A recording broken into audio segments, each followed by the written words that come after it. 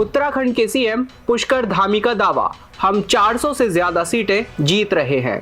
उत्तराखंड के मुख्यमंत्री पुष्कर धामी आज शाम ग्वालियर आए। यहां उन्होंने जय विलास पैलेस पहुंचकर राजमाता माधवी राजे सिंधिया के चित्र पर माल्यार्पण कर उन्हें श्रद्धांजलि अर्पित की। मुख्यमंत्री पुष्कर धामी ने सिंधिया परिवार से मुलाकात की और संकट की इस घड़ी में शोक संवेदनाएं भी व्यक्त की। यहां उन्होंने मीडिया के सवालों के जवाब भी दिए।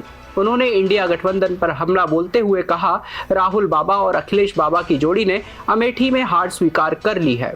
सीएम पुष्कर धामी ने कहा, देश की जनता ने नरेंद्र मोदी को तीसरी बार प्रधानमंत्री बनाने का मन बना लिया है। उन्होंने यह भी दावा किया कि हम 400 से ज्यादा सीटें जीत रहे हैं। मुख्यमंत्री पुष्कर धामी ने स्वाति मालीवाल मामले में अरविंद केजरीवाल और प्रियंका गांधी की चुप्पी पर भी सवाल उठाए। पूरे चुनाव के दौरान मुझे पूरे देश के अंदर अनेक स्थानों पर जाने का अवसर मिला है। मैं गया था तो मैंने देखा है पूरे देश के अंदर इस समय देश की जनता आदरणीय मोदी जी को तीसरी बार देश का प्रधानमंत्री बनाने के लिए खुद जैसा लगता है कि जनता स्वयं आगे आ रही है और हर वर्ग मोदी जी के समर्थन में है। आज मैं दिल्ली में चुनाव प्रचार का अंतिम दिन था। दिल्ली में, हरियाणा में सभी सीटों पर भारतीय जनता पार्टी जीतने वाली है और भीषण गर्मी में भी लोग अंतिम दिन चुनाव प्रचार के सड़कों पर थे, अपने घरों की बालकनियों में थे, रोड शो में थे। ये प्रत्यक्ष प्रमाण है। अखिलेश यादव और राहुल गांधी लगातार ये लोग भी मैदान में है सर, और केजरीवाल भी लगातार सिर्फ एक सपना बता रहे 412। देखिए, जो गठबंधन बना है, इंडी गठबंधन, अखिलेश बाबा और राहुल बाबा का, और केजरीवाल जी भी उसमें जुड़े हुए हैं। अखिलेश बाबा और राहुल बाबा दोनों के दोनों विदेशों में पढ़कर आए हैं और उनका गठबंधन और उनकी जोड़ी पहले भी देश की जनता ने देखी है। उत्तर प्रदेश के अंदर जो उनकी अमेठी सीट परंपरागत परिवार की सीट हुआ करती थी, उस सीट से भी राहुल गांधी उत्तर प्रदेश में, जहां दोनों की जोड़ी है, वो जोड़ी वहां भी हिम्मत नहीं कर पाई कि राहुल गांधी वहां से पर्चा भरे।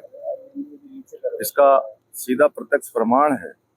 कोई मैं नहीं कह रहा हूँ, आप सब समझदार लोग हैं, देश के लोग भी समझते हैं कि जो अपनी परंपरागत सीट छोड़ दे तो आप समझिए कि उनके मन में क्या चल रहा है। उन्होंने अपनी हार स्वीकार कर ली है, इसलिए वो तमाम भ्रामक बयान और इस प्रकार का प्रचार कर रहे हैं। मालीवाल को लेकर क्या कहेंगे सर, जो घटनाक्रम हुआ अरविंद केजरीवाल के दफ्तर में हुआ सर? देखिए, बहुत ही ये किसी भी मायने में इसको सही नहीं कहा जा सकता। जो मुख्यमंत्री आवास, जहां पर राज्य के लिए योजनाएं बननी चाहिए, दिल्ली के विकास के लिए योजनाएं बननी चाहिए, वहां एक अपनी उनकी ही पार्टी की महिला सांसद के साथ बदसलूकी होती है, मारकूट होती है, लात जूते गुस्से चलते हैं, अमानवीय व्यवहार वहां किया जाता है। और उसके बाद कोई भी आप पार्टी का नेता या अरविंद केजरीवाल जी कभी सामने नहीं आए, उल्टा उस आरोपी को अपने साथ लेकर घूमते रहे।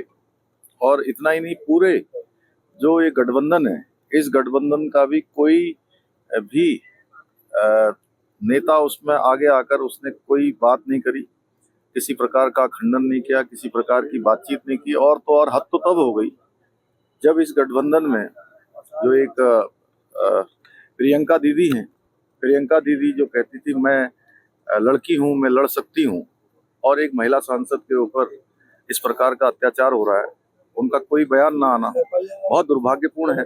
और इससे बड़ी बात यह है कि महिलाओं के प्रति, मातृशक्ति के प्रति इनके किस प्रकार के विचार हैं, ये भी सामने आ गए। सर, चार धाम की यात्रा में आप क्या स्थिति है, क्योंकि तस्वीर आई थी जाम बाबा?